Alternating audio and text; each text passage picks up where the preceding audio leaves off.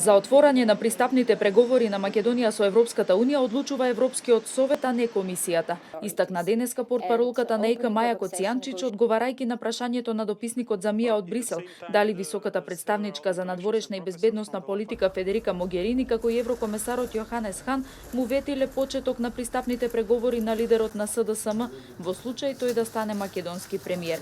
Покрај фактот што таа одлука ја носи Советот, Коцијанчич потенцира и дека стартот на преговорите на ЕУ со Македонија е условен со спроведување на договорот од Пржино и итните реформски приоритети. As you know, Boban, we don't comment comments, so I'm not going to comment comments. But you are very much aware what the rules are. The Commission recommendation to open negotiations with your country is conditional on the country's implementation of, or implementing rather, the Pržino Agreement and urgent reform priorities. And opening of accession negotiations when these conditions are met is the decision for the Council.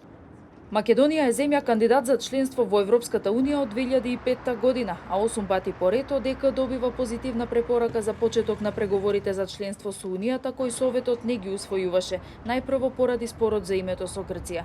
Последните 2 години земјава ја задржува препораката, но таа е условена со целосна имплементација на договорот од Пржино и спроведување на итните реформи. Во ноемврискиот извештај, задржувањето на препораката беше условено и со спроведувањето на кредибилни избори во декември, што и се случи, а беше забележано и од Брисел.